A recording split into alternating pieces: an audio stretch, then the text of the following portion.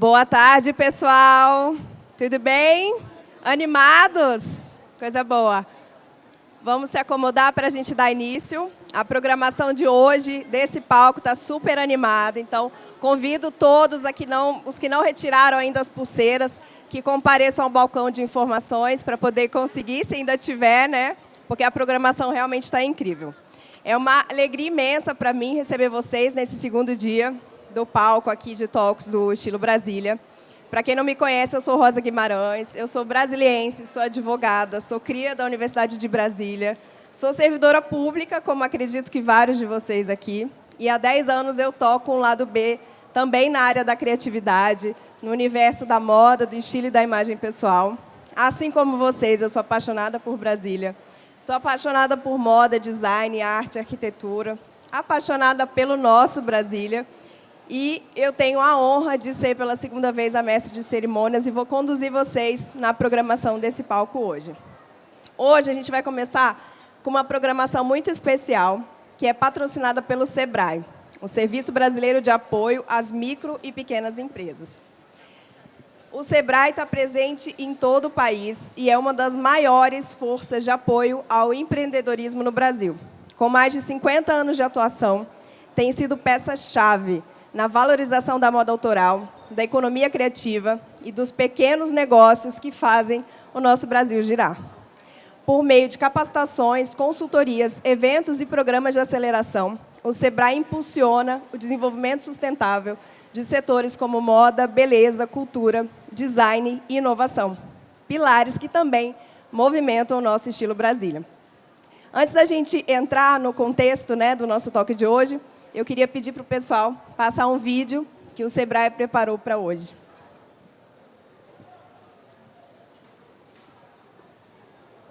Tem som?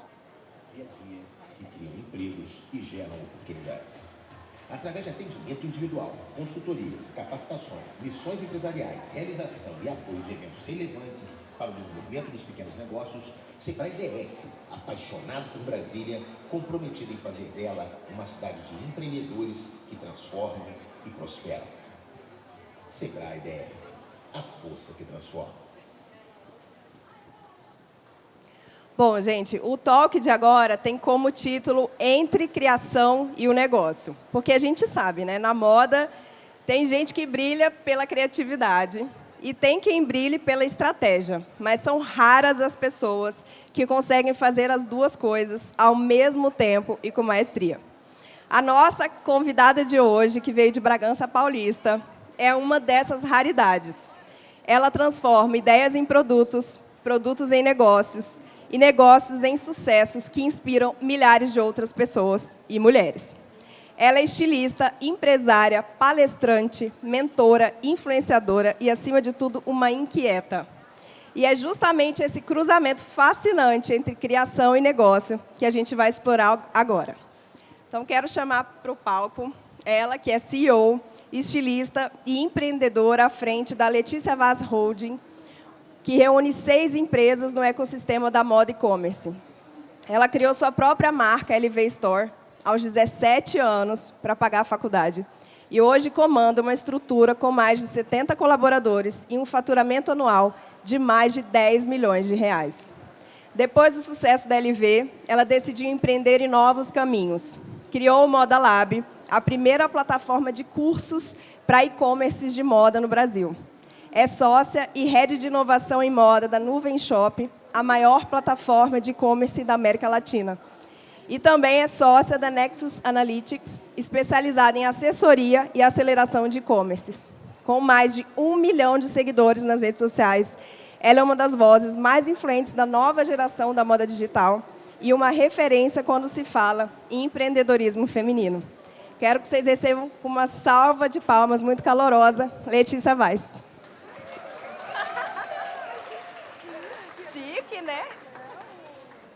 Eu vou quebrar o protocolo e vou sentar aqui do seu lado para ficar mais descontraído. Deixa eu pegar minha água aqui. Oi, gente, tudo bom? Amei a apresentação. Primeira pergunta, quantos anos ela tem, né, gente? Para ter feito tudo isso. 28.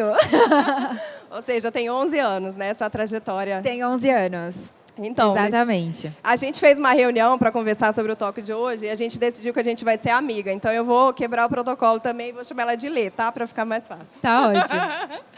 Lê, o nome do talk é Entre Criação e Negócio. Eu acho que esse entre, ele é muito simbólico, né? Porque a gente sabe que nesse meio do caminho, entre o sonho de um negócio e o planejamento, entre a ideia e a execução, tem muita gente que se perde, né? Sim. Na jornada do empreendedorismo. Você, a gente vê que é uma pessoa que conseguiu dançar muito bem essa dança, né? Entre esses dois mundos de criar e ser, né, uma super empresária, com muita firmeza, mas sem perder a leveza, porque é uma delícia te acompanhar e ver você falar sobre assuntos tão complexos de um jeito tão fácil, né? E você conseguiu construir essas pontes muito sólidas, né, entre os dois universos. Hoje a gente vai explorar esse caminho que vai dessa faísca criativa até esse resultado concreto, da intuição e a planilha, que a gente sabe que você gosta de dados, da paixão para o negócio. Então, a gente vai começar falando um pouco desse seu início, né, na trajetória de moda. Um pouco da origem da LV, da sua história, desse pulso criativo que te fez, com 17 anos, cursando faculdade, decidir empreender. Então, conta um pouco para a gente como é que você começou a LV e o que te levou a empreender com moda nessa fase da vida. Bom, eu comecei com 17 anos. Foi mais por necessidade do que por desejo. Eu precisava arranjar uma forma de ajudar os meus pais a pagarem minha faculdade, porque a gente não tinha condições de pagar a faculdade e morar em São Paulo, porque eu sou do interior. E aí eu pedi R$500 emprestado do meu pai, fui no Brás, comprei um monte de roupa e comecei a revender como sacoleira. Então, comecei a vender para amigos, amigos de amigos, faculdade e tudo mais.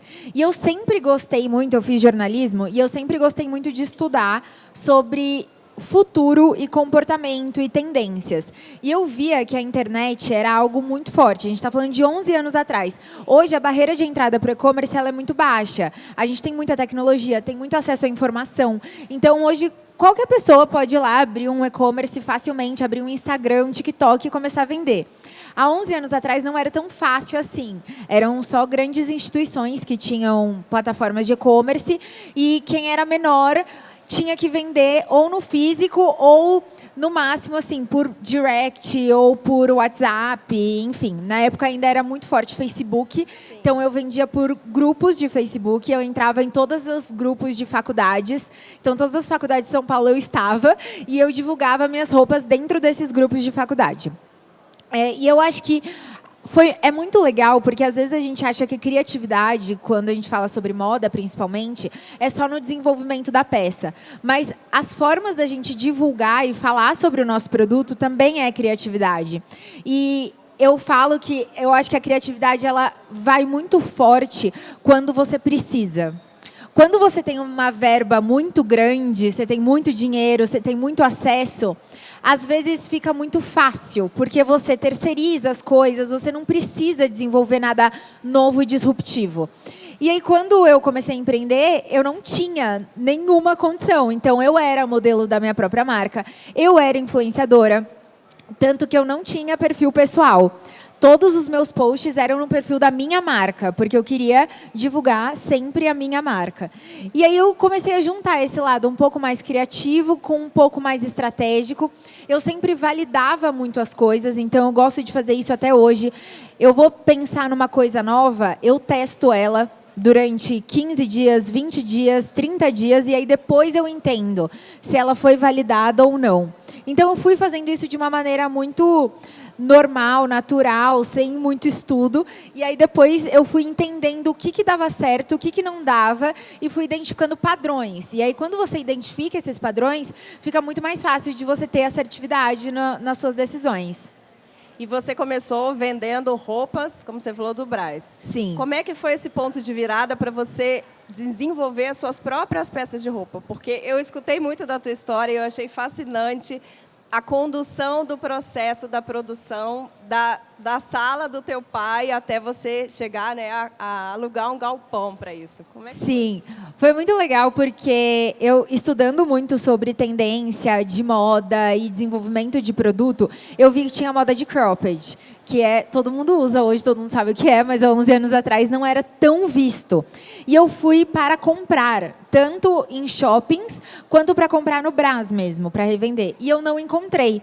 Aí eu mesma cortei, eu mesma costurei e eu fui numa festa, como se fosse uma validação de produto. E aí, quando eu cheguei lá, ele foi muito validado. As pessoas queriam de qualquer jeito o cropped. E aí eu entendi que eu tinha ali um gap de mercado, que seria um produto que ainda não estava com... tinha muita oferta, tinha muita demanda e pouca oferta. Então, eu falei, eu vou desenvolver. Eu fiz uma grade PMG, comprei o tecido, eu mesma costurava ele na overlock e comecei a vender. Comecei a colocar na internet, comecei a colocar no Instagram. Aí eu criei o meu próprio e-commerce para conseguir... Eu não conseguia atender, né? Porque nessa época eu trabalhava CLT, em assessoria de imprensa, eu fazia faculdade e tinha loja. Então, eu não tinha condições de atender as pessoas. Porque se ela me perguntasse, tem essa ou tem aquela... quando eu ia fazer isso? Então, eu falei, acho que a forma mais fácil é eu criar uma plataforma de e-commerce, cadastrar os meus produtos lá e a pessoa vai conseguir comprar no momento que ela quiser e eu vou ter os dados dela. Que isso, desde o início, eu fui muito preocupada. Eu acho que hoje as pessoas elas são muito preocupadas com adquirir novos clientes o tempo todo. Todos os dias eles querem adquirir novos e eles não se preocupam em como reativar os clientes que eles já têm com os dados e as informações que eles já têm. Então, quando eu saí do amadorismo de vender pelo WhatsApp, vender pelo Direct, vender pelo Messenger do Facebook na época, eu comecei a entender, nossa, Letícia, você vende muito mais para essa região. Nossa, esse produto vende muito mais aqui. Quando eu comecei a ter um pouquinho de dinheiro para tráfego, a gente não pode errar, né? Porque a gente não tem um investimento muito grande. Então, entendendo a regionalidade, entendendo essa peça funciona muito mais aqui, quem comprou essa peça depois comprou essa, eu consigo ter criativos e colocar dinheiro em lugares que eu vou ter um retorno muito maior. Então, eu fui dessa primeira peça, depois desenvolvendo mix de produtos. Então, eu fui sempre fazendo coisas para combinar com o cropped. Então, eu fazia uma saia para ser o conjunto do cropped. Eu fazia uma jaquetinha para ser o conjunto do cropped. E aí foi nascendo esse mix de produto e fui depois entendendo o que era uma coleção, o que era sazonalidade, o que eu tinha que diversificar mais os tecidos. E aí foi crescendo assim, em 11 anos. A gente saiu da sala da casa da minha mãe para um galpão bem, bem legal. Para a gente que escuta, né, uma trajetória assim tão fantástica, eu sempre fico com muita curiosidade de entender um pouco do seu background, né? Porque a gente pensa, para trabalhar com moda, ter uma marca de moda, tem que ter formação em moda. A sua formação veio, né, do jornalismo. Você nem chegou a terminar, ou terminou? Não cheguei a terminar, porque no meio exatamente no final do segundo ano, eu tinha que escolher. E aí eu acabei escolhendo sair porque eu acho que tinha uma chance de projeção, obviamente, muito maior. E eu era muito nova. Eu entrei na faculdade com 17 e tranquei com 19. Então, eu falei assim, eu vou dar um ano, vou ver o que acontece. Se não der certo, eu volto. Eu vou ter 20 anos, tá tudo bem. Então, foi muito calculado, assim, também. Então, aí você não chegou a terminar a sua faculdade, não tem formação em moda. E, mesmo assim, você tem esse pulso criativo muito forte, né? De onde você acha que vem isso? Você sempre foi criativa? Você teve um estímulo na tua casa, teus pais? Porque é muito impressionante, né? Assim, o sucesso de uma pessoa que, né, não é da área, mas que tem uma genialidade muito grande na condução, no pensamento do negócio. Eu acho que eu sempre fui muito preocupada em ouvir. Eu acho que quem é preocupado em ouvir consegue sair na frente. Porque a maior parte das marcas, elas acabam fazendo o que elas querem e fazendo com que depois criem-se campanhas e formas e estratégias para divulgar o que elas querem. Quando você escuta o que o seu consumidor quer e você desenvolve exatamente o que ele quer, a chance de você ter assertividade é muito maior. Então, por que eu desenvolvi o cropped? Porque eu criei essa peça dentro de uma tendência, eu fui validar, eu escutei as pessoas, eu entendi que as minhas clientes, elas queriam peças baratas, porque elas estavam fazendo faculdade, então elas não podiam comprar uma peça, elas não pensavam, tipo, vou comprar uma peça que vai durar para sempre. Porque elas não queriam repetir a roupa todo final de semana. Elas queriam estar com uma roupa nova. Porque elas iam sair com as mesmas pessoas. Então, elas não podiam repetir roupa. Então, eu entendi que eu precisava fazer roupa para festa, roupa barata e roupa que tivesse uma identidade de moda, porque naquele momento ela estava se diferenciando das outras pessoas. É aquele momento da entrada da faculdade que ela está construindo autoestima, identidade. Então, quando eu entendi isso, o produto veio muito fácil. Foi como se fosse um presente o desenvolvimento do produto. Então, acho que hoje, com o acesso que a gente tem à tecnologia, a rodar formulário, a rodar pesquisa, a entender as pessoas, a gente consegue ser muito mais assertivo nas nossas campanhas e nos nossos desenvolvimentos. Então, é claro que tem uma parte de querer, porque eu acho que quando você quer muito uma coisa, você sempre dá um jeito para essa coisa acontecer, mas tem muito de entender que escutar o seu cliente é a alma do negócio e deixar ele te guiar para onde você precisa ir. Quando você fala sobre isso, Lê, a gente pensa muito nos dados que o próprio Sebrae consolida, né, sobre o mercado do empreendedorismo, principalmente empreendedorismo feminino. E a gente sabe que mais de 80% dos negócios de moda no Brasil são liderados por mulheres, então é um universo muito nosso. Mas muitos deles não chegam ao 3º ano, isso são dados recentes do Sebrae, por falta de estrutura, gestão e estratégia. Então, a gente começa com uma ideia, com uma paixão, mas chega um momento que ela precisa de um plano de negócios, ela precisa de uma visão estratégica, ela precisa de uma organização, de um ecossistema, para a ideia, de fato, sair, né, do outro lado. Em que momento você percebeu que você precisava deixar de ser só criativa, virar uma estrategista? Como é que foi esse ponto de virada na tua história para você consolidar essa empresa tão grande e com tantos braços? Eu acho que o meu foco sempre foi muito dados e números. Então, acho que eu gosto de falar que números não mentem. Então, às vezes, a gente quer se enganar. A gente lançou uma peça e a gente acha que essa peça vai dar um super boom e a gente vai lá e desenvolve, mas a peça não anda. E quando você vai analisar o padrão das peças que funcionam na sua coleção ou na sua marca, os dados começam a falar para você. Então, eu acho que o primeiro ponto, muito importante, principalmente no setor de moda, é a precificação de produto.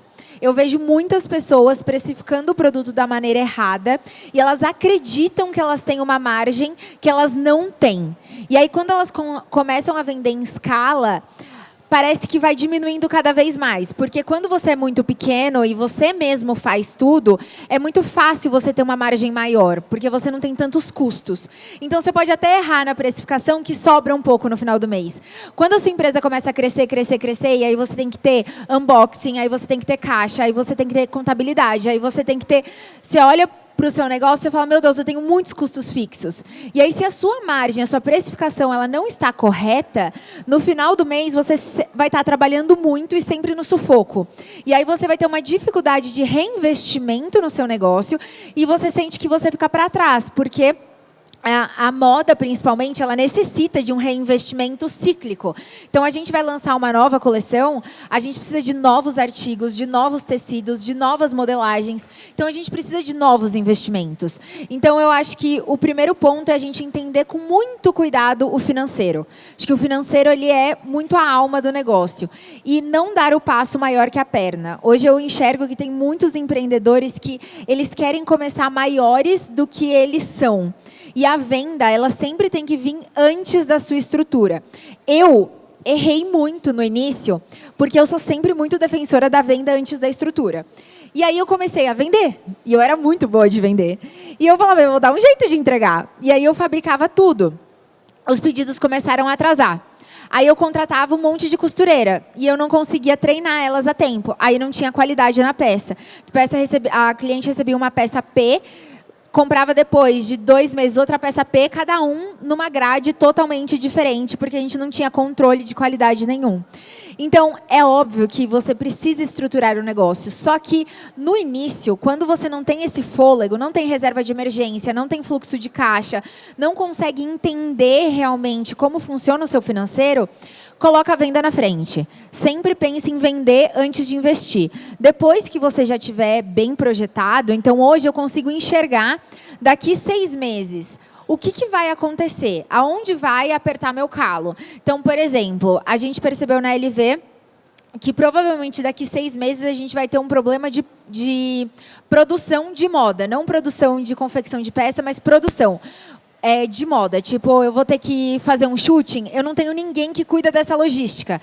Vai contratar esse fotógrafo, esse maquiador, vai fazer esse mood board, eu não tenho essa pessoa hoje. Então, o marketing faz um pouco, a comunicação faz outro pouco, a produção entra para dar pitaco, e aí fica essa confusão. Então, eu já enxerguei que é uma problemática hoje. Só que hoje eu não tenho investimento suficiente para contratar uma área de produção de moda. Então, eu sei que daqui 6 meses eu estou juntando caixa para poder contratar.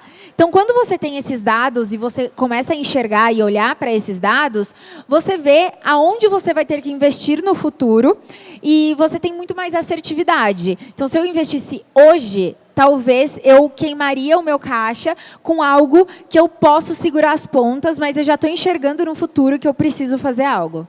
Nessa trajetória, você quebrou muito a cabeça, né? Com certeza. Teve algum ponto que você acha que você aprendeu meio que na marra? Porque você conta muito da tua história, como você envolveu toda a sua família, né? No final das contas, no teu projeto empresarial. Tem algum ponto assim que você destacaria, que você, nossa, eu demorei muito para ter essa virada? Acho que eu demorei muito para dividir Letícia Vaz de LV Store. Eu acho que durante muito tempo, como eu era empresária e eu era a cara da marca, eu era modelo, eu era tudo, eu acabei me vinculando muito. Então, tudo doía muito. Se alguém falava que tinha que trocar a peça, eu chorava. Porque eu falava assim, como assim tem que trocar a peça? Alguém falava que não deu certo, eu chorava. Então, eu acho que às vezes a gente é o nosso próprio limite de crescimento. Primeiro porque a gente acha que tudo é muito pessoal. Então, como a gente desenha a peça, a gente põe a peça no mundo, a gente faz o vídeo da peça, a gente cadastra a peça, a gente fala, essa peça é meu filho. E não é seu filho, sabe? É uma parte da sua vida, é o seu trabalho. Mas você tem que entender que quando você quer estruturar uma empresa, existem vários pensamentos que tem que vir antes. Outra coisa que eu errava muito, principalmente no setor de moda, assim, de desenvolvimento de coleção, é que eu criava a coleção com todos os estudos do mundo de tendência. Aí eu olhava WGSN, eu olhava desfiles, eu olhava street, eu olhava varejo, principalmente de China e Estados Unidos, eu olhava tudo, eu desenvolvia uma coleção maravilhosa. E eu ia precificar depois que eu desenvolvia essa coleção. E aí tinha uma coleção que o ticket médio era tipo R$200, outra que o ticket médio era 400, outra que tinha muita peça para festa, outra que tinha muita peça básica. E aí hoje eu entendo que quando a coleção ela não nasce da tendência ou da sazonalidade, ou se é primavera ou verão. Ela nasce do seu mix de produto, do seu range de valores. Então, hoje, quando a gente vai desenvolver, eu preciso necessariamente atender a minha cliente onde ela usa LV. Ela usa LV para ir para a faculdade ou para ir para o trabalho. Então, é uma peça básica. Ela usa LV para ir para a balada. Então, eu preciso ter ali uma identidade. Ela usa LV para poder fazer um mix entre esses dois lugares. Uma peça que talvez no trabalho ela vai usar com a frente fechada e o decote nas costas, mas à noite ela vai virar e vai ter o decote na frente. Então, ela preza por versatilidade. E ela também tem ali uma faixa de produto que ela gosta, de valor que ela gosta de gastar. Então, é óbvio que eu vou ter um produto âncora ali que vai me trazer um valor maior. Mas eu preciso primeiro pensar em qual é o tecido que eu vou usar para dar viabilidade nesse preço que eu preciso. Qual é a modelagem? Eu já desenvolvi uma coleção, por exemplo, do Paris Fashion Week, inclusive, que ela foi 100% pensada no fashion. E aí eu falei assim, eu vou errar aqui mesmo, não tô nem aí, porque eu tô indo para Paris, eu quero que se dane se eu vou errar. Então, eu errei mesmo.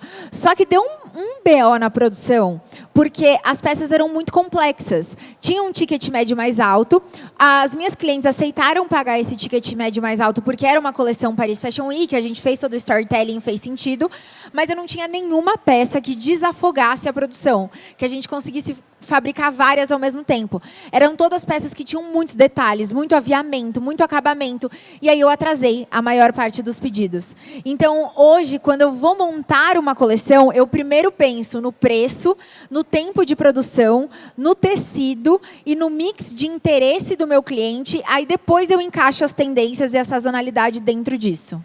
E eu vejo muito assim, o sucesso da tua marca está muito conectado com a capacidade que você tem de escuta direta das tuas clientes, Sim. né? Eu acho que é legal partilhar para o público a sua estratégia. Eu achei isso fantástico, de ter 6 grupos no WhatsApp, cada um com 1000 clientes, para você ter essa escuta, né, diária ali da opinião delas, inclusive no desenvolvimento, né? Sim, inclusive tem uma coleção, a próxima coleção que a gente vai fazer é uma coleção que ela chama Everyday. E ela nasceu de uma reclamação das minhas clientes.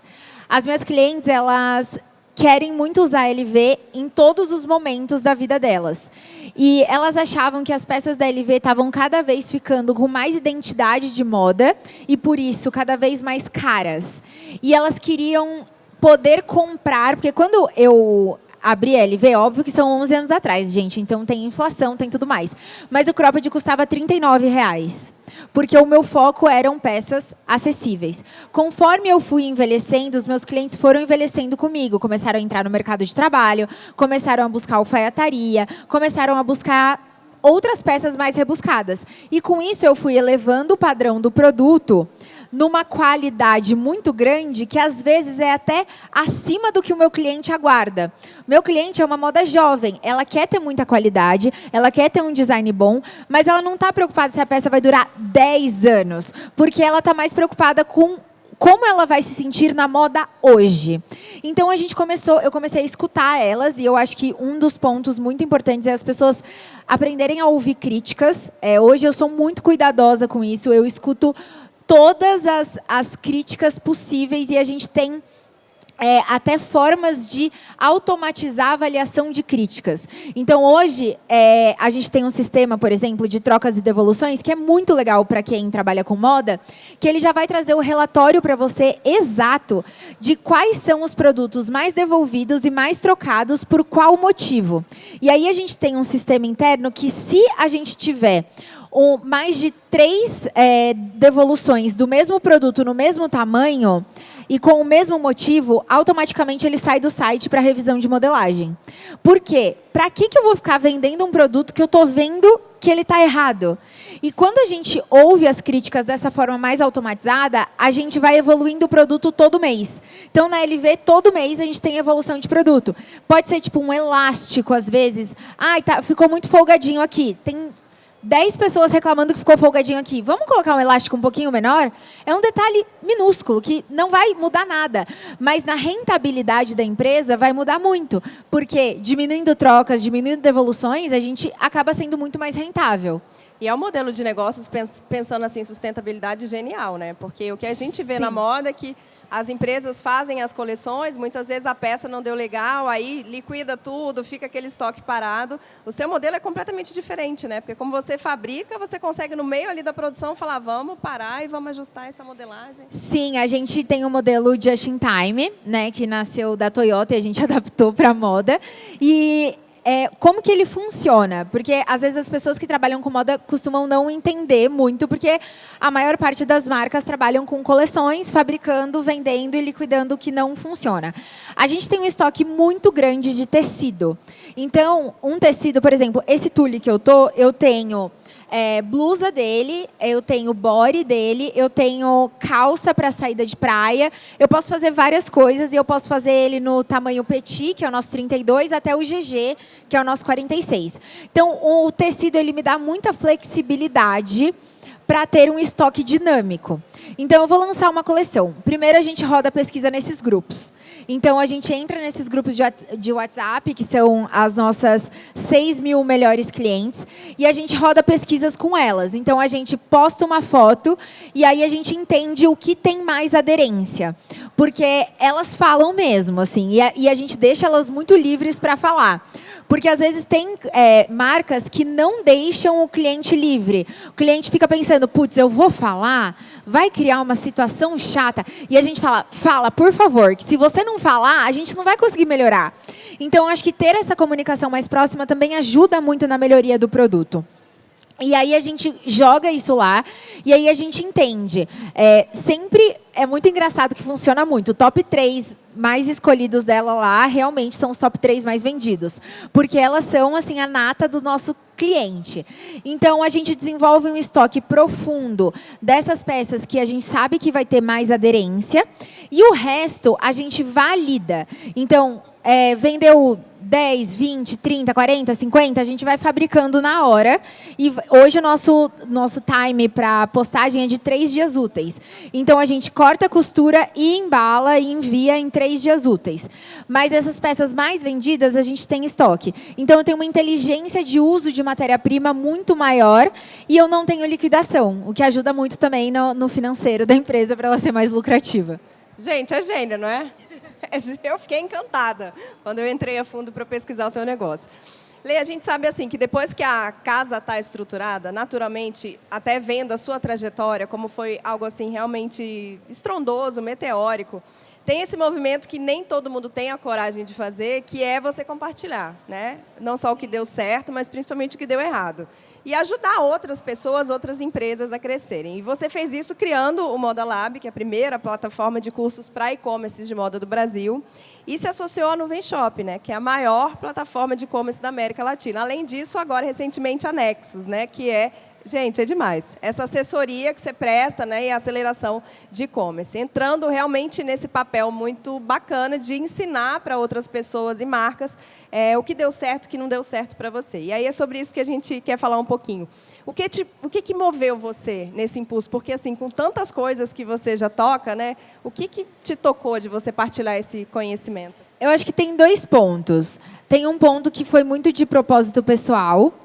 Eu fiz jornalismo e eu sentia muita falta de comunicar. Eu sei que a moda é comunicação, mas eu sentia vontade de pegar uma câmera e falar para a câmera, e escrever um roteiro e pensar em como impactar de alguma forma. Porque o jornalismo, para mim, é isso, né? Você tentar mudar o mundo de algum jeito.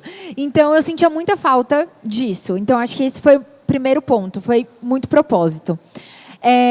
O segundo ponto também, são 3 pontos. Falei 2, mas são 3. O segundo ponto também é um ponto que eu via muitas meninas com muito potencial. E aí, hoje eu vejo no mercado meninas que 18, 19 anos começando, e eu falo assim, putz, se eu tivesse acesso à informação que eu tenho hoje, quando eu tinha 19 anos, nossa, eu ia ser, sei lá, gente, muito maior, ia errar muito menos. E aí eu acho que é um dever, assim, a gente como mulher se apoiar. Porque quando eu comecei a empreender, era muito masculino. Principalmente quando a gente fala de tecnologia. Então, eu já passei por várias situações que eu chegava numa reunião, não começava uma reunião até o meu pai chegar. Porque meu pai tinha que mandar se ia ou não ia, se fazia ou se não fazia. Então, a idade foi um ponto que as pessoas acabavam não dando tanta credibilidade. Ser mulher muito jovem também. Então, acho que é esse ponto também da gente entender que a gente pode ser independente com os nossos próprios negócios e a gente não precisa fazer o que a gente não quer.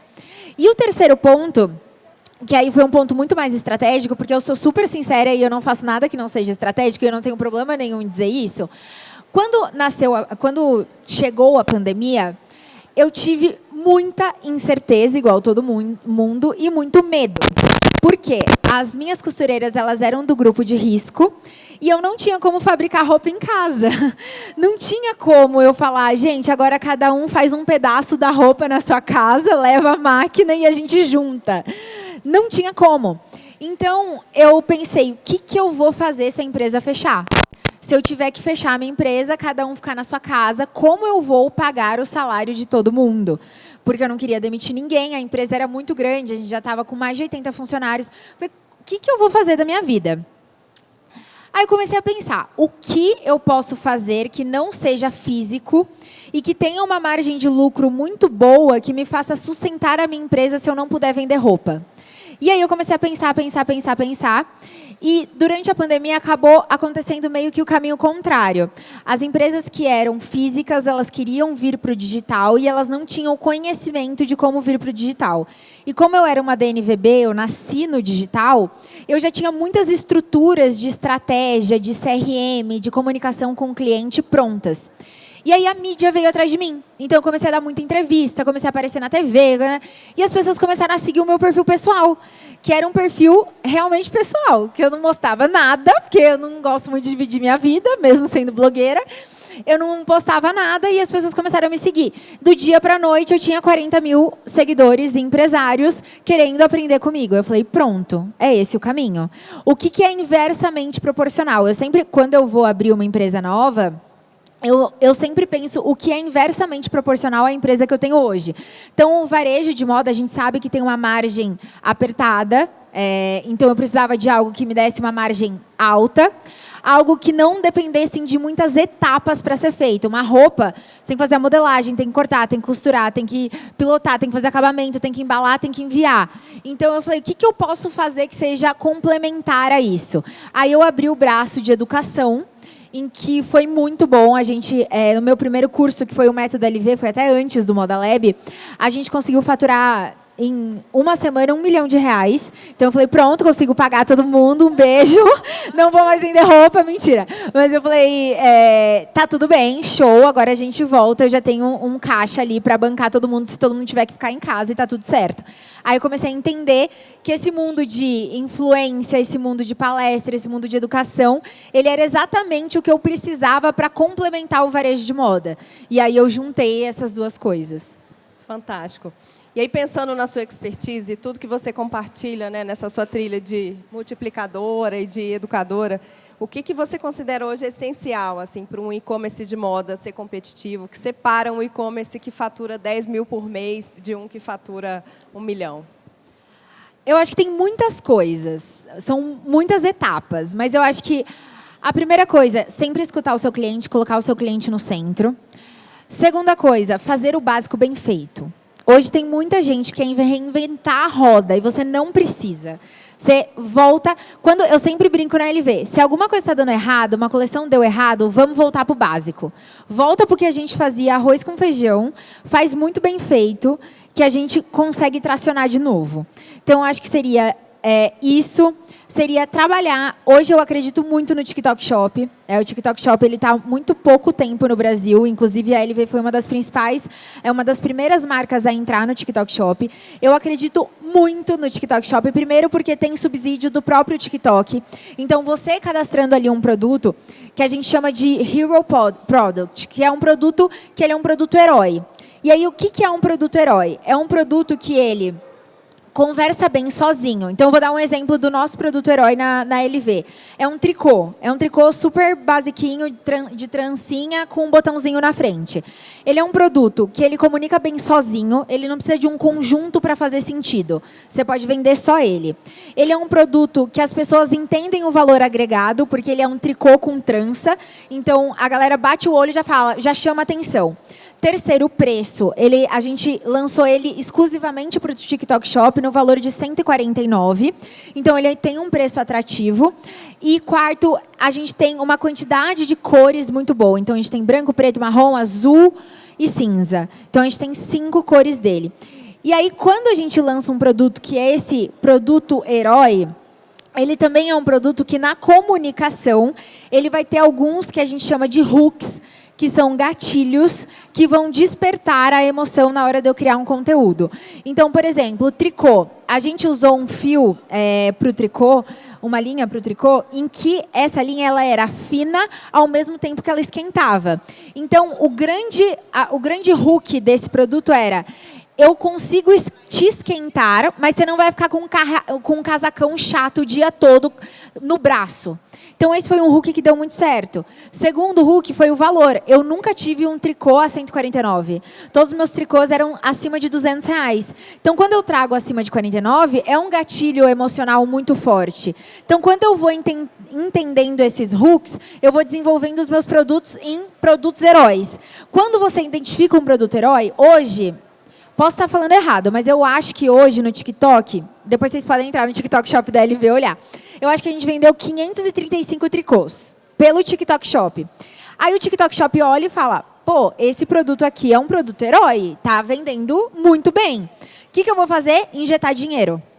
Então, os descontos que vocês veem no TikTok Shop, não sou eu que dou. O próprio TikTok banca o desconto para eu ter uma volumetria de pedidos maiores e ele ganhar, porque ele está no início.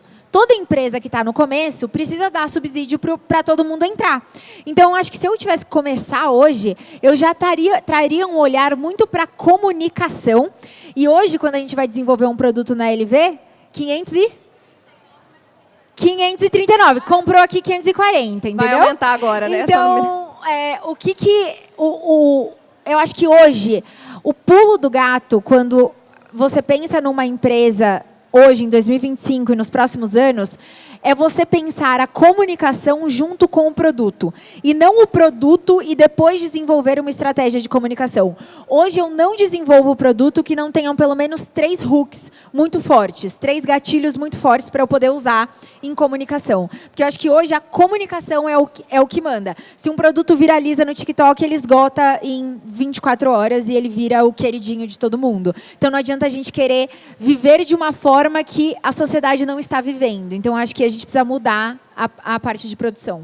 Ontem a gente teve um talk, eu não sei se tinha gente ontem, com a Dani da Avanzo, que é uma marca de Brasília que tem 36 anos, e ela falava exatamente sobre isso, né? Sobre a importância hoje de, além de você pensar um produto, você comunicar bem esse produto. É uma parte super relevante do negócio, porque às vezes o produto nem é tão bom, mas você faz uma campanha, faz uma comunicação bacana e ele funciona, né? E às vezes o produto é excelente, você não comunica bem, não usa das plataformas, né, que são bacanas e o produto não sai. E aí, falando mesmo em comunicação, Lê, quando a gente fala assim, do sucesso do seu negócio, eu acho que tem um ativo, talvez o mais visível de todos, né, que impulsionou muito o seu ecossistema, que é o seu nome, né? A tua imagem, você é uma pessoa que se comunica muito bem, fala com muita propriedade do seu negócio, você compartilha muitos bastidores, você é uma pessoa muito aberta com o seu público, com as tuas clientes, que é algo, inclusive, bem louvável, né? Porque é difícil também você estar exposta assim, a muitas opiniões e tudo. E, no seu caso, não só a sua marca cresceu, né? O seu nome cresceu, você virou uma marca, você virou uma referência e uma influência.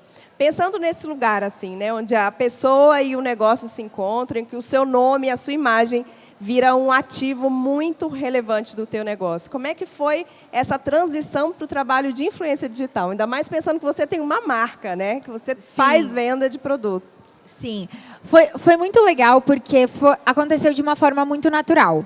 Primeiro, eu entendi que dividir o backstage e o por dentro do seu negócio é o que vai diferenciar as empresas nos próximos anos. Então, assim, tem um livro que eu sempre indico muito que chama Trader de Atenção, que é do Gary Vee. O Gary Vee é um norte-americano, ele é especialista em comunicação e redes sociais. E hoje, a nossa moeda de troca é a atenção. Nossa moeda de troca não é o nosso produto, não é o que a gente... não é só a experiência. Antigamente a gente falava, vai dar uma boa experiência para o cliente, ele volta. Hoje a gente está concorrendo com muitas atenções o tempo todo. Então, se eu não tiver onde a atenção do meu cliente está, eu não consigo. Então, eu entendi que eu precisava jogar o jogo das influenciadoras. Se eu fosse uma marca jogando como instituição, eu não ia chamar atenção. A forma que eu ia chamar atenção era me comunicar como influenciadora. E aí, obviamente, tem muitos ganchos dentro de se comunicar como influenciadora, mas um é mostrar a vida real, mostrar o por dentro do seu negócio. A gente fala muito sobre inserção do produto em rotina. Então, por exemplo, uns 15 dias atrás, caiu o meu armário. Meu armário de vestido desbancou o varalzinho que fica, sabe? Porque tinha muito vestido e estava muito pesado e desbancou. Aí eu olhei e falei assim, isso é uma história. Falei, eu vou gravar o meu armário todo caído, com todos os vestidos, e eu vou contar uma história para elas me ajudarem a escolher quais vestidos eu vou ficar e quais vestidos vão ter que sair do meu armário. Eu já ia fazer isso de qualquer jeito. eu já ia eu já ia fazer esse processo. Por que não gravar? Então, uma dos grandes pontos do Gary Vee, que eu gosto muito, é que ele desenvolveu uma estratégia que chama documente, não crie. Quando a gente fala sobre criação de conteúdo, a gente pressupõe muitas coisas. A gente pressupõe pensar num roteiro, num cenário, num microfone, na luz ideal, no momento ideal, na fala ideal. E a gente que é empreendedor, a gente vive na correria. A gente faz 1 bilhão de coisas ao mesmo tempo. Se eu tiver que parar para criar conteúdo, eu não vou fazer. E aí eu não fazer é muito pior. Então, quando eu aprendo que a minha vida vai acontecer e a vida do meu negócio vai acontecer de todos os jeitos, eu só preciso aprender a documentar, eu saio muito na frente. Então, eu comecei a entender que eu precisava documentar. Então, eu comecei a documentar tudo. Então, eu gravo tudo que vocês imaginarem. Tipo, aí, depois, eu penso o que eu vou fazer com esse conteúdo. Porque a gente tem um banco de conteúdo muito grande e pode virar um Reels, pode virar um TikTok, pode virar um Stories, pode virar um episódio do meu podcast, pode virar várias coisas. Então, quando eu entendo que quando eu documento eu saio na frente, eu começo a jogar o jogo das redes sociais. Porque hoje, se vocês forem ver todas as influenciadoras que estão na frente, elas não criam, elas documentam. Elas dividem o que acontece e inserem o produto dentro dessa rotina. Então, eu comecei a inserir o meu produto dentro dessa rotina e as pessoas começaram a querer saber de outros produtos. Então, sei lá, eu mostrava, gravava. Aí a pessoa falava, mas e a cor do seu esmalte? Qual que é? Aí eu mostrava, eu estava com uma capinha de celular diferente. Mas onde você comprou a capinha? E aí eu comecei a entender que a minha curadoria, que isso é uma das coisas que eu trago muito também, que eu acho que a influência, ela já foi um passo de muito, eu vou acompanhar quem mostra como que vai fazer xixi, como que dorme, como que acorda, como que tudo. Daqui para frente é muito mais uma questão de curadoria, porque se a gente for pensar, a nossa atenção, a gente tem menos tempo hoje. A gente tem tanta coisa para fazer que às vezes você olha uma influenciadora postando ela no banheiro, você fala assim, mas por que eu estou gastando meu tempo vendo ela no banheiro? Então, a partir de agora, a gente vai a querer acompanhar mais pessoas que documentam com curadoria. Então, por mais que eu documente as coisas que eu faço, dificilmente vocês vão ver algum tipo de conteúdo no meu perfil que não foi pensado se valia a pena estrategicamente para quem me acompanha estar lá. Então, tudo que eu divido com vocês é sempre algo que, no final do dia, vai agregar na vida de quem me acompanha, tanto na minha marca quanto no meu perfil pessoal. E aí eu comecei a entender que eu era um ativo e que eu conseguiria vender muitas coisas além do meu produto. E a gente começou a entrar nessa área de influência. E aí, nessa área de influência, eu entrei primeiro em negócios. Por quê? Eu comecei a entender que meu público eram empreendedoras, que queriam entender o que eu fazia, queriam saber como era o meu dia a dia, queriam entender o meu negócio. Então, eu comecei a fechar publicidade com empresas que falassem também com empresários. Porque hoje a gente está já num momento que a gente consegue atingir mais pessoas. Então, eu consigo falar sobre, por exemplo, Pantene, que foi uma publicidade que eu fiz mês passado. Eu consigo falar sobre Dolce Gusto. Eu consigo falar sobre várias coisas. Mas o meu negócio principal é negócios. É falar sobre a coisa chata, que é a funcionalidade de devolução do seu site, que é chato, mas que você confia tanto em mim e no que eu construí, que você vai olhar para mim e vai falar, cara, se ela está falando que é bom, é bom.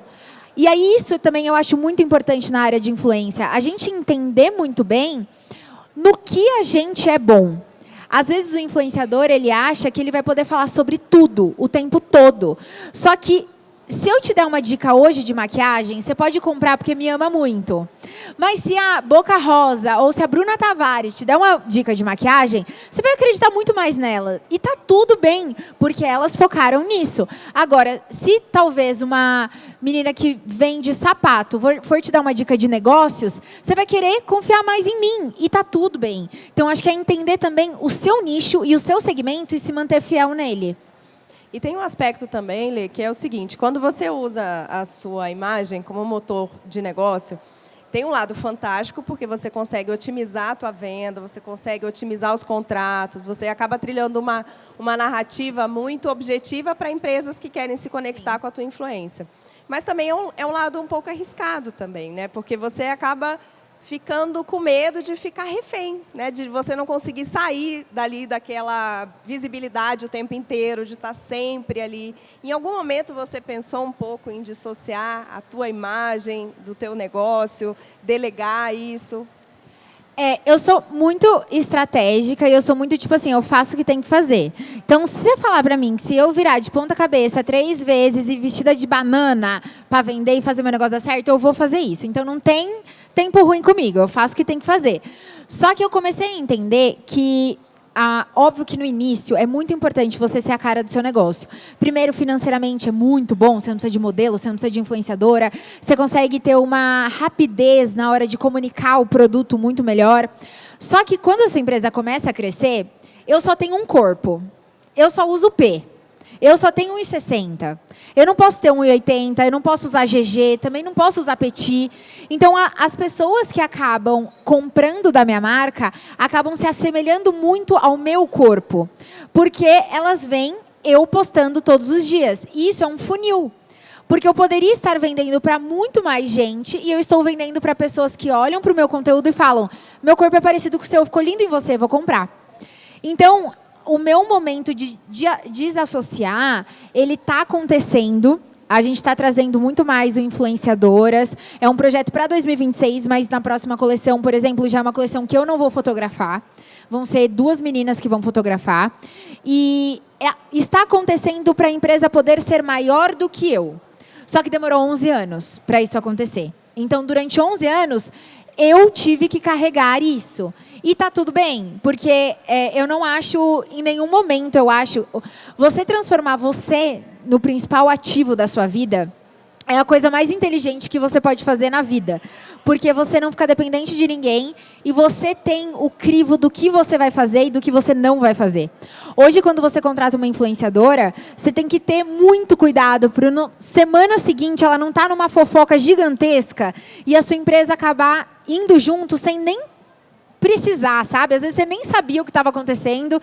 Então, quando eu divulgo a minha marca, isso foi uma coisa muito importante para eu virar influenciadora, inclusive, porque as marcas falavam: ela não vai se meter em polêmica, porque ela carrega a marca dela. Então, se ela se meter em polêmica, ela vai primeiro prejudicar a marca dela e depois a nossa. Então, vamos fechar contrato longo com ela, que ela não vai dar trabalho. Então, acho que isso é um ponto muito importante. A gente, como é a gente sabe o que a gente vai fazer de errado e a gente sabe o que a gente vai fazer de certo. Então, é só seguir. Agora, antes de abrir para as perguntas, Lê, eu queria falar um pouco sobre o futuro, né? A gente falou de trajetória, da estruturação do teu negócio, da influência. E inovação, eu acho que é um território que você sempre foi muito ousada, né? Desde praticamente adolescente. Tanto apostando na marca, quanto na educação. E aceitando também esse desafio muito grande de liderar moda na maior plataforma de e-commerce da América Latina. Então, você está à frente da Nuvem Shop. O que você enxerga assim, de movimentos relevantes para o setor de e-commerce e que recado você gostaria de deixar para as pessoas que estão inseguras de começar ou inseguras de continuar, estão nesse momento, né, da fase dos 3 anos, em que a gente sabe que 80% dos negócios não vão engrenar? O que você falaria um pouco sobre o futuro? Eu acho que, se eu fosse olhar para tendências do futuro e quando a gente fala de e-commerce de moda, tem algumas coisas, mas eu acho que a utilização de inteligência artificial é uma coisa que a gente tem que olhar. Então, hoje, por exemplo, as descrições das peças do nosso site já são feitas por inteligência artificial e a gente tem uma curadoria humana para entender, só que isso diminuiu o nosso tempo de trabalho absurdamente. Às vezes, hoje, para a gente ter um personal shopper, a gente precisa ter alguém naquele período atendendo e indicando. Hoje, a gente já tem um atendimento que a pessoa vai lá e escreve: eu queria opções de vestido para casamento. Aí ele vai te perguntar: o casamento vai ser que horas? Aonde? Nesse. Tem alguma cor que você não gosta? Tem uma cor que você gosta? Vai fazendo essa triagem e ele vai te oferecer produtos que fazem sentido com o que você falou. Então, acho que entender que essa movimentação existe e não negar ela. Durante muito tempo eu queria negar, porque eu achava um absurdo. Eu falava, ai, essa inteligência artificial não serve para nada, ai, mas é muito ruim. Quando você entende que ela serve como uma triagem, não é que você vai tirar o atendimento humano, mas ela vai servir como uma triagem, porque hoje a gente sabe que existe uma parcela muito grande de pessoas que compram durante a madrugada. Você não vai conseguir ter atendimento de madrugada, entendeu? Tipo, você não é Netshoes, assim. Então, você pode desenvolver uma inteligência artificial que vai fazer essa triagem e sempre deixar um botão de falar com o humano, de abrir um ticket, de fazer algo diferente. Então, acho que esse entendimento de inteligência artificial, a questão do TikTok Shop, para mim é algo que quem não estiver no TikTok Shop está deixando muito dinheiro na mesa, principalmente por conta do próprio subsídio do TikTok Shop. Acho que diversificação de canais. Hoje a gente está em uma jornada, inclusive eu dei uma palestra sobre isso, que é sobre a jornada de consumo. Antes a gente tinha uma jornada muito desenhada. Então, primeiro a gente alcançava o seguidor ali, o potencial cliente. Depois ele considerava a gente. Depois a gente contava os benefícios e depois ele fechava a compra. Então, era um funil, né? Todo mundo fala de funil de vendas.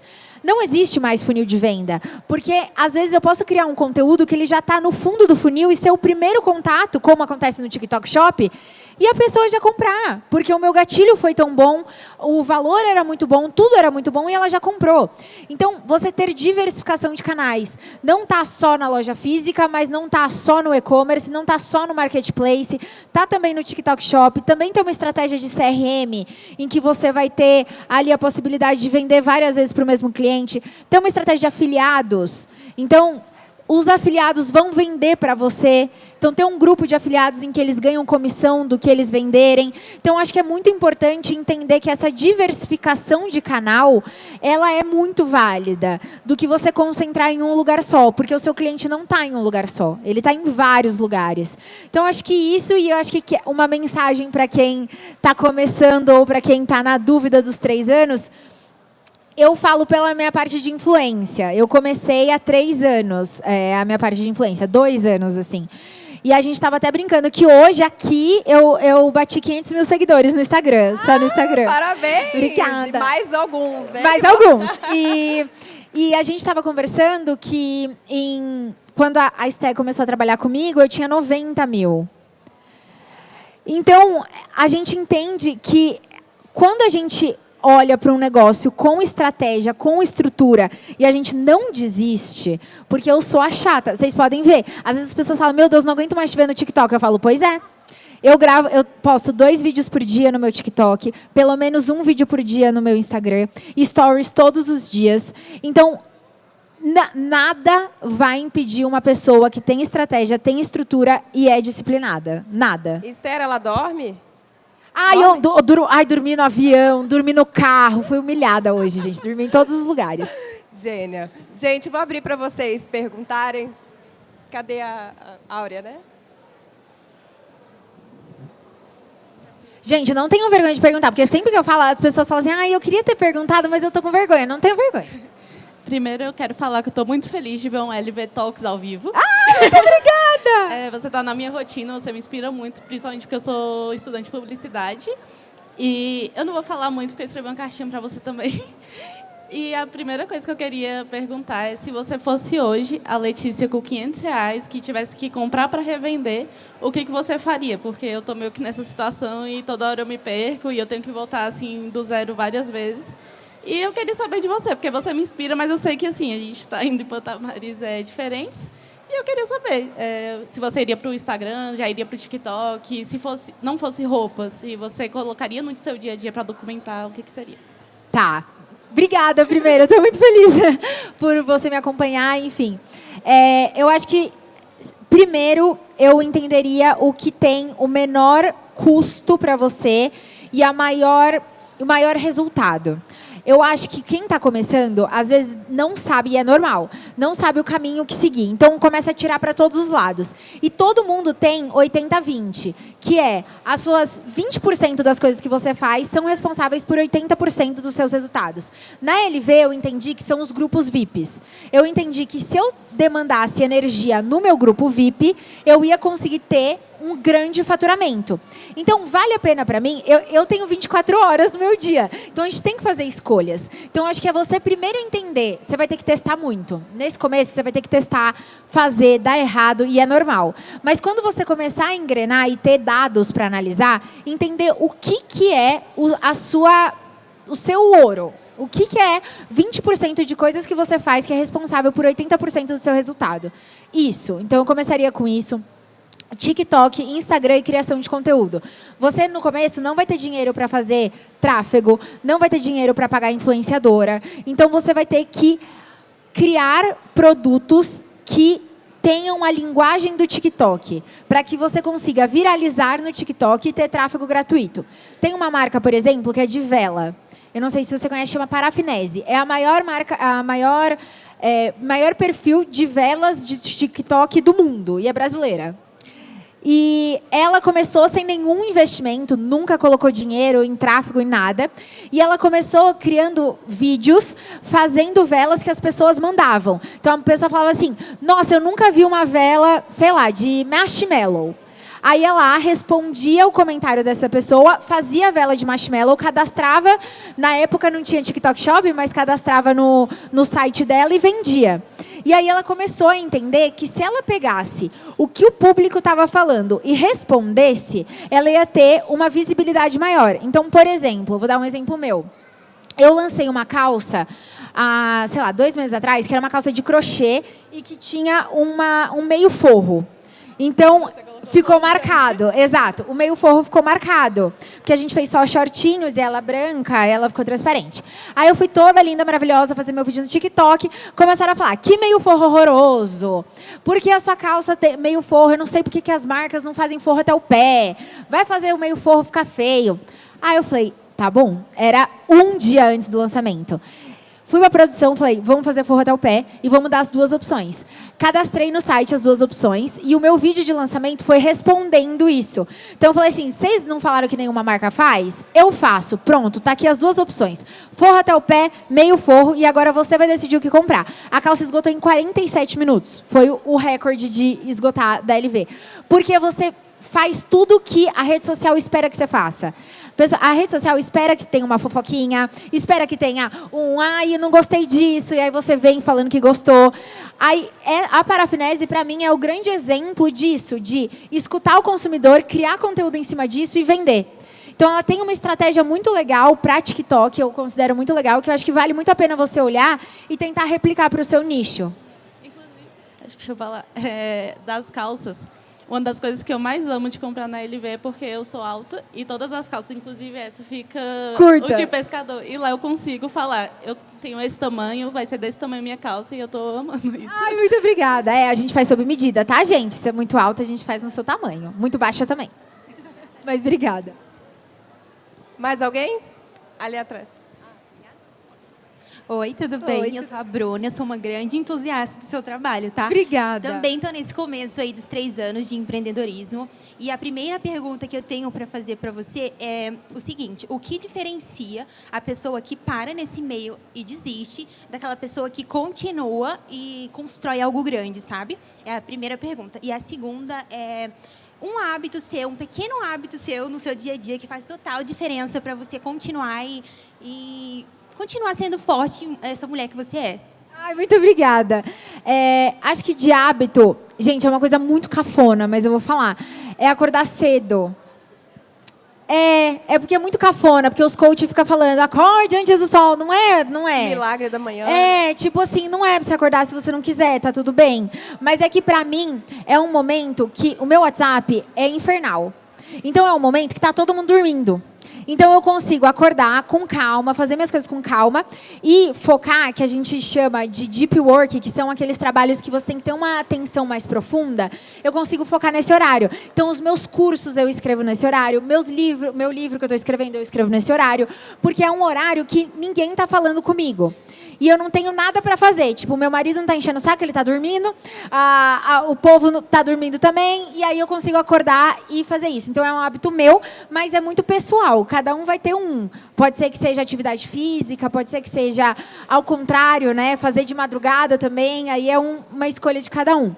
E se eu tivesse que falar o que diferencia, eu acho que é saber se reinventar e saber se manter relevante.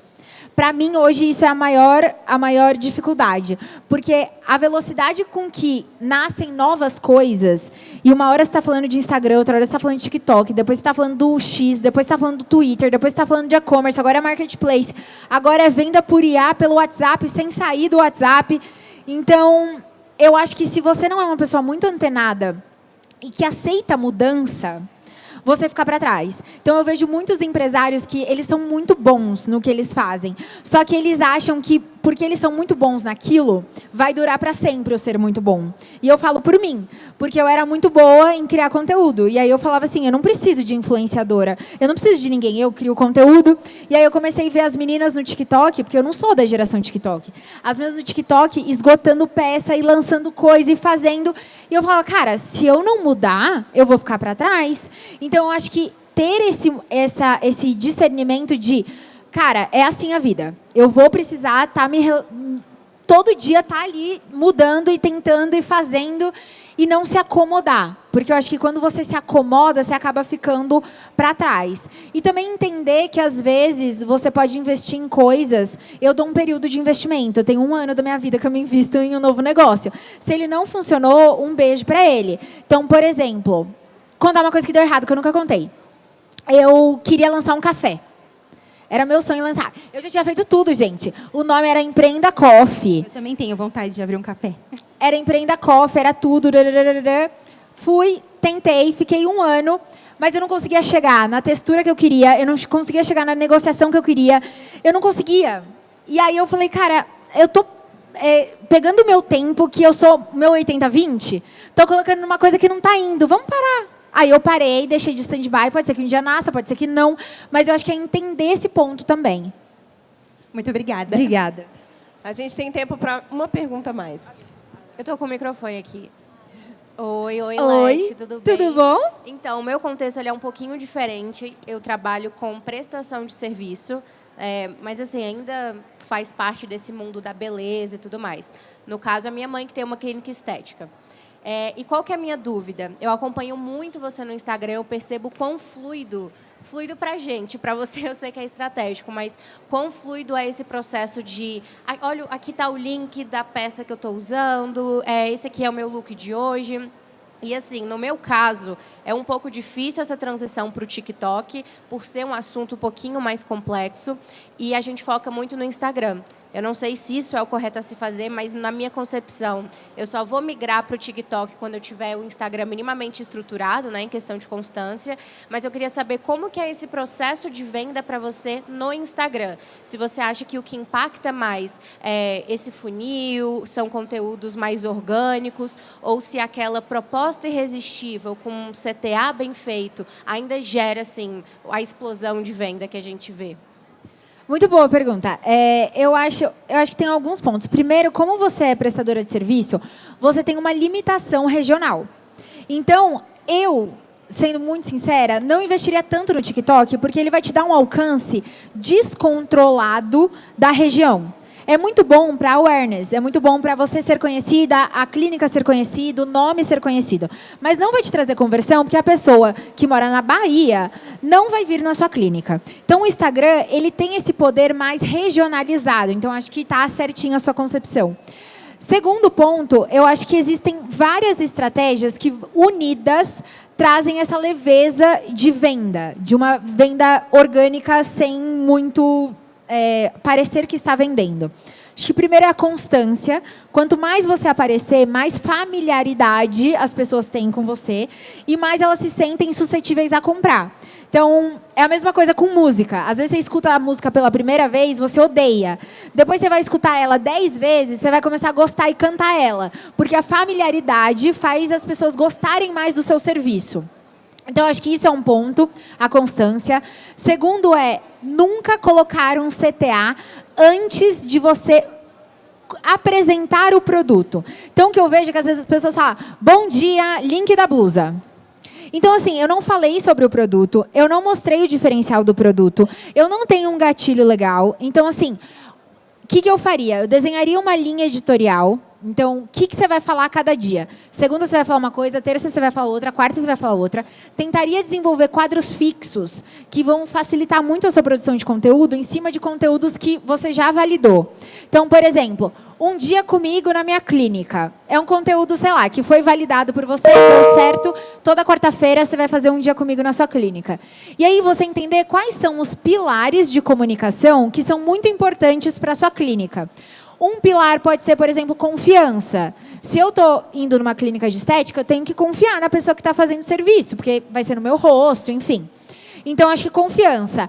Como que você vai atrair confiança? Ah, eu tenho esse pilar, eu posso falar dos produtos, eu posso falar dos cursos que sua mãe fez, eu posso falar do maquinário que sua mãe tem, enfim.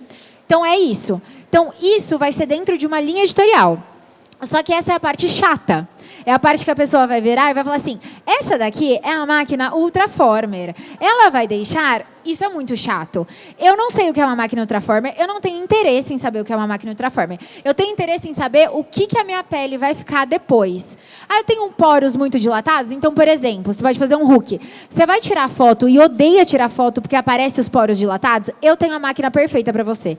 Você não precisa explicar que é Ultraformer, que é não sei o que. Você vai... dar uma nova roupagem, uma roupagem legal para comunicação chata. Então, acho que esse é o grande diferencial para você vender de uma forma fluida. Mas é principalmente você entender as linhas editoriais do que impacta o seu seguidor. Então, confiança, para mim, é um ponto muito importante. Talvez preço. Não sei se é muito importante, porque talvez, às vezes, a gente já olha procedimento estético e já acha que é milhões. E aí você fala, putz, não sei. Ou se for muito barato, você fala, não vou porque é muito barato. Então, acho que tem essas partes mais de você identificar primeiro uma pesquisa, depois dividir em linhas editoriais, depois dar uma roupagem nova para cada linha editorial e o que for dando certo, vai transformando em quadro fixo. Porque aí facilita a sua mente, você não precisa criar todo mês alguma coisa nova. Amor, você ganhou uma mentoria gratuita. Uma salva de eu palmas gravei pra tudo, você. tá? Muito Ai, que obrigada, bom. Leti. Não, eu acho que também, Lê, tem aquele aspecto, né? A gente empreende, começa a entrar em todas as plataformas que está todo mundo usando e a gente acaba não entendendo muito o intuito da plataforma. Exato. Recentemente, eu escutei uma palestra de uma pessoa do próprio TikTok falando que eles não se enquadram como rede social, eles não se entendem como rede social, porque eles se entendem como canal de entretenimento. Porque, de fato, você entra no TikTok, você vai rolando o feed, você não sabe qual é o perfil. Você não segue um perfil como é no Instagram, onde a gente cria um vínculo com a pessoa, acompanha. Então, entender também a plataforma é fundamental para a gente saber, né? Lê, muito obrigada, foi fantástico essa conversa com você. Obrigada pela tua generosidade, pelo teu entusiasmo. Eu trabalho muito com mulheres e eu falo que toda vez que uma mulher trilha uma jornada de sucesso, ela carrega não só a tua ancestralidade, mas muitas outras mulheres que estão querendo, né, também trilhar sucesso. Então, muito obrigada por ser essa luz aí para todo mundo. Parabéns. Muito obrigada. Queria agradecer o Shopping e o Sebrae por eu estar aqui. Muito obrigada. E agradecer vocês, gente, que vieram. Espero que vocês tenham gostado. Obrigada, pessoal.